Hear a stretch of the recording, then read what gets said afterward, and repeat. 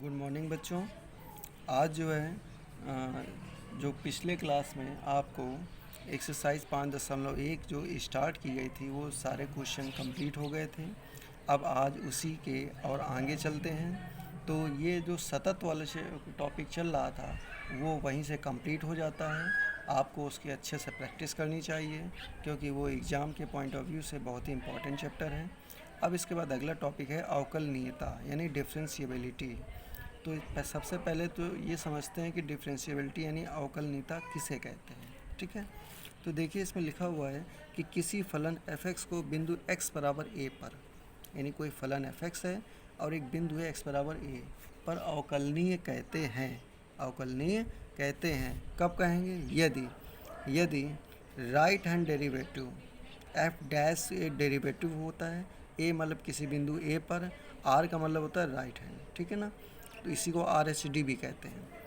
तो जब right hand derivative left hand derivative के जब बराबर हो, यानी यदि कोई फलन f(x) बिंदु x बराबर a पर अवकलनीय है तो इसका मतलब हुआ कि उसका जो राइट हैंड डेरिवेटिव है उसके लेफ्ट हैंड डेरिवेटिव के बराबर होगा। उसका right hand derivative left hand derivative के बराबर होगा। ठीक है, तो अब इसमें ये दोनों मान कैसे निकाले जाते हैं? तो देखिए राइट हैंड डेरिवेटिव का जो फार्मूला होता है उसको लिखते हैं limit h tends to 0 f of a plus h, चाहे s प्लस ए लिखे चाहे a प्लस एच, तो f of a plus h minus f of a upon h, ये होता है राइट हैंड डेरिवेटिव निकालने का फार्मूला। ठीक है, इसी तरह से लेफ़्ट हैंड डेरिवेटिव निकालने का भी फार्मूला होता है। तो लेफ़्ट हैंड डेरिवेटिव निकालने का फार्मूला होता है, देखिए लिखा हुआ है limit h tends to 0 f of a minus h minus f of a upon minus h. तो ये दोनों फार्मूले हैं।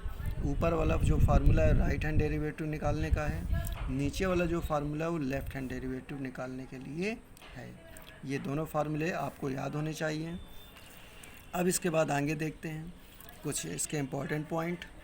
क्या है भाई कि यदि कोई फलन f(x) बिंदु x बराबर a पर अवकलनीय है तो फलन बिंदु x बराबर a पर सतत होता है। यानी ये है, इसका मतलब है कि यदि कोई फलन आपको दिया जा रहा है वो किसी बिंदु पर अगर अवकलनीय है तो फिर वो जो फलन है उसी बिंदु पर सतत भी होगा। यानी अगर कोई अवकलनीय फलन है किसी बिंदु पर तो वो सतत भी होगा। सतत आपको अलग से सिद्ध करने की आवश्यकता नहीं है, वो अगर अवकलनीय है तो सतत होगा। लेकिन एक बात बिल्कुल ये ध्यान रखिएगा कि इसका जो अपोजिट होता है वो संभव नहीं है, वो हो भी सकता है नहीं भी हो सकता है। कहने का मतलब ये है कि जैसा इसमें लिखा है कि अगर अवकलनीय है किसी बिंदु पर तो उस बिंदु पर सतत होगा, लेकिन अगर किसी बिंदु पर सतत है तो ये कोई आवश्यक नहीं है कि उसी बिंदु पर वो अवकलनीय हो। यानी उस बिंदु पर अवकलनीय हो भी सकता है और नहीं भी हो सकता है। ठीक है, और इसके बाद एक और देख लीजिए कि प्रत्येक अवकलनीय फलन सतत होता है। हाँ, वही चीज़ हो गई कि अगर अवकलनीय है तो सतत है, लेकिन सतत है तो अवकलनीय जरूरी नहीं है कि हो। आगे देखिए नोट में, यदि कोई फलन किसी बिंदु पर सतत नहीं है तो वह फलन उस बिंदु पर अवकलनीय भी नहीं होगा। हाँ, अभी हमने आपको बताया कि अगर कोई फलन किसी बिंदु पर सतत है तो अवकलनीय जरूरी नहीं कि हो या ना हो, मतलब हो भी सकता है अवकलनीय, नहीं भी हो सकता है। लेकिन अगर सतत नहीं है तो फिर अवकलनीय भी नहीं होगा, ये श्योर है। ठीक है, अब यहाँ तीन बातें हो गई, फिर से सुनिएगा तीनों बातें। पहली बात, अगर वो अवकलनीय है तो सतत होगा। ठीक, दूसरी बात, सतत है तो ये ज़रूरी नहीं है कि अवकलनीय हो, वो हो भी सकता है नहीं भी हो सकता है। तीसरी बात, सतत अगर नहीं है तो अवकलनीय नहीं होगा, ये कन्फर्म है। ये तीन बातें आपको यहाँ पर ध्यान देनी है। ठीक है, चलिए इसके आगे कुछ महत्वपूर्ण फलनों के अवकलज, यानी कुछ फार्मूले आपको देखिए दिए जा रहे हैं। ये फार्मूले आप अपनी कॉपी में नोट कर लीजिए और इनको अच्छे से याद कर लीजिए। वैसे ही एक फार्मूले जो नए नहीं हैं, आपको कक्षा 11 में बताए जा चुके हैं। तो देखिए क्या है कि d by d x of x की पावर एन, ये डी बाई डी एक्स क्या होता है? डी बाई डी एक्स जो होता है ये अवकलन को रिप्रेजेंट करता है, और अपॉन में डी एक्स है तो मतलब यक्स के सापेक्ष अवकलन को रिप्रेजेंट करता है। अगर डी अपॉन डी वाई हो तो मतलब वाई के सापेक्ष अवकलन को रिप्रेजेंट करेगा। डी अपॉन डी थीटा हो तो थीटा के सापेक्ष अवकलन को रिप्रेजेंट करेगा, ठीक है। तो यहाँ पर डी अपॉन डी एक्स का मतलब है कि यक्स के सापेक्ष अवकलन किसका, एक्स की पावर एन का, और इसका मान क्या आएगा, इसका मान आएगा एन इंटू यक्स की power n minus one. D upon d x into e की पावर एक्स का मान क्या आएगा, ई की power x. D upon d x of c बराबर क्या आएगा, जीरो। सी क्या है, सी यहाँ पर अचर मतलब कांस्टेंट को लेके चल रहे हैं, यानी अगर किसी कांस्टेंट फलन का अगर हम अवकलन करते हैं तो उसका मान जीरो आएगा, ठीक है।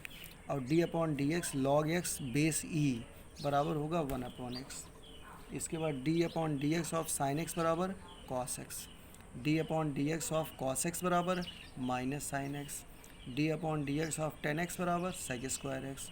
D upon d x of cot x बराबर माइनस कॉसेक स्क्वायर एक्स। और d upon d x of sec x बराबर sec x into tan x. और d upon d x of cosec x बराबर minus cosec x into cot x. यहाँ आपको हम याद करने के लिए एक ट्रिक और बता रहे हैं कि देखिए ध्यान से, ये त्रिकोणमितीय फलन के जितने भी हैं साइन कॉस टेन और ये कॉट सेक कॉसेक, ये जितने भी त्रिकोणमितीय फलन हैं इनके अवकलन के लिए देखिए जो सी से स्टार्ट हो रहे हैं, देखिए ये तो सी से नहीं स्टार्ट हो रहा है, ये हो रहा है, ये सी से स्टार्ट हो रहा है, ये सी से स्टार्ट हो रहा है और ये सी से स्टार्ट हो रहा है। तो जिनके अवकलन सी से स्टार्ट हो रहे हैं वो माइनस में आएंगे, ठीक है। केवल पहचान का तरीका है बस, और कुछ नहीं कि आप ये ध्यान दीजिएगा, बस यहाँ इनके जो आंसर होंगे वो माइनस में होंगे, ठीक है। बाकी क्या मान होगा वो आपको याद करना है। यानी इस प्रकार से आप cos x देखिए सी से स्टार्ट, इसका मतलब इसका उत्तर माइनस में होगा। cot x सी से स्टार्ट है, माइनस में उत्तर आएगा। cosec x सी से स्टार्ट, इसका मतलब माइनस में उत्तर आएगा। थोड़ा सा पहचान के लिए है और इसका कोई मतलब नहीं है, ठीक है। बाकी आपको ये सारे फार्मूले तैयार करने हैं। अब चलिए आगे देखते हैं। आगे इसमें देखिए ध्यान से कि जैसे दिया जा रहा है कि फलनों के अवकलज ज्ञात करने के कुछ मूल नियम। जैसे पहला नंबर है कि यदि सी एक अचर है तथा यह फलन यक्स पर अवकलनीय है तब सी एफ भी अवकलनीय होगा। यानी अगर हमें किसी एक अचर फलन है और कोई एक फलन है, एक गुणे में लिखे हैं, इनका हमें अवकलन करना है, तो जो कांस्टेंट फलन है इसको हम बाहर लिख सकते हैं और डी बाई डी एक्स हो जाएगा उस फलन का, ठीक है। जैसे d by d x of, यहीं पे एक छोटा सा उदाहरण बताते हैं। D by d x of आपको 5x स्क्वायर याद करना है, तो 5 क्या है, कांस्टेंट है, इसको हम बाहर लिख सकते हैं। इसमें डी बाई डी एक्स होगा एक्स स्क्वायर। अब D by d x of x square का जो मान आएगा उसको 5 के साथ गुणा करके लिख देंगे, वही इसका उत्तर आ जाएगा। तो ये आपको मैं केवल समझाने के लिए बता दिया है, ठीक है। इसी तरह से आगे देखिए दूसरा नंबर, यदि फलन एफ ओ जी एक्स पर अवकलनीय है तो यफ प्लस जी और यफ माइनस जी भी अवकलनीय होंगे। जैसे d by d x of f x plus minus g x दिया जा रहा है, तो कहने का मतलब यहाँ पर ये है कि जो डी बाई डी एक्स जो अवकलन है वो अलग अलग फलनों के सापेक्ष प्रभावित होगा। यानी D by d x of f x अगर प्लस का चिन्ह है तो प्लस लगा देंगे, माइनस का चिन्ह है तो माइनस लगा देंगे, और इसके बाद d by d x of g x दूसरे फलन में, यानी वो अलग अलग पद में भी अवकलनीय होगा। तीसरा देखते हैं आगे। तीसरा क्या है, गुणन सूत्र है, प्रोडक्ट रूल। इसी को हम लेबनीज रूल भी बोलते हैं, ध्यान दीजिएगा। इस गुणन सूत्र को यानी प्रोडक्ट रूल को हम लेबनीज रूल भी बोलते हैं, ठीक है। तो यहाँ देखिए यदि फलन एफ जी एक्स पर अवकलनीय फलन है तो एफ इंटू जी भी अवकलनीय होगा। जैसे कोई दो फलन दिए जा रहे हैं, गुणे में हैं और इनका हमें अवकलन करना है, तो उसके लिए सूत्र होगा कि एफ एक्स यानी पहला फलन डी बाई डी एक्स दूसरा फलन प्लस दूसरा फलन डी बाई डी एक्स पहला फलन, ठीक है। यानी देखिए एक बार दूसरे फलन का डी बाई डी एक्स किया गया है और एक बार पहले फलन का डी बाई डी एक्स किया गया है, और जिसका डी बाई डी एक्स किया गया उसके साथ वाला फलन इनटू में लिखा हुआ है बाहर, ठीक है। तो दोनों का एक एक करके करना है और बीच में प्लस का चिन्ह लगेगा, ठीक है। ये पहला हो गया, ये दूसरा फलन हो गया, तो पहला फलन डी बाई डी एक्स दूसरा फलन प्लस दूसरा फलन डी बाई डी एक्स पहला फलन, इस तरीके से। अब इसके बाद लास्ट में एक और देख लेते हैं, भाजन सूत्र यानी क्वेश्चन रूल। तो इसके लिए देखिए कि यदि एफ तथा जी एक्स पर अवकलनीय फलन है और जहाँ पर ये जो बटे में मान है जी वो नॉट इक्वल टू जीरो है, तो ये इस प्रकार अवकलनीय होगा। क्या होगा कि d by d x of f x upon g x है, तो जो मान बटे में है इसका तो नीचे ही होल स्क्वायर हो जाएगा, और यही वाला मान जो बटे में मान है इसी को सबसे पहले लिखेंगे, फिर डी बाई डी एक्स करेंगे ऊपर वाले फलन का, माइनस फिर ऊपर वाले फलन को लिखेंगे और डी बाई डी एक्स करेंगे जी एक्स यानी नीचे वाले फलन को। इसमें चूंकि माइनस का चिन्ह लगता है तो इसमें इस क्रम को ध्यान रखना आपको बहुत ही आवश्यक है कि जो भी बटे में मान होगा उसको पहले लिखेंगे और इनटू में, और फिर डी बाई डी एक्स करेंगे ऊपर वाले फलन का, फिर माइनस फिर ऊपर वाले फलन को लिखेंगे और डी बाई डी एक्स होगा नीचे वाले फलन का। तो इस क्रम को ध्यान रखना ज़रूरी क्योंकि माइनस है, जबकि जो ऊपर हमने प्रोडक्ट रूल यानी लेबनीज रूल बताया था उसमें जो है इनटू में है, तो इसमें क्रम को ध्यान रखना ज़रूरी नहीं है क्योंकि इसमें प्लस का चिन्ह लगा है, चाहे आप इसको पहले लिखें चाहे इसको पहले लिखें। ठीक है, तो इस तरीके से आप जो हैं ये सारे जो फार्मूले आज जो बताए गए हैं इनको आप अच्छे से तैयार कीजिए ताकि आपकी जो अगली एक्सरसाइजेस हैं इस चैप्टर में उनको अच्छे से समझाया जा सके। तो आप इनको अच्छे से तैयार करिए, बाकी जो है आपको अगले वीडियो में बताए जाएंगे। धन्यवाद।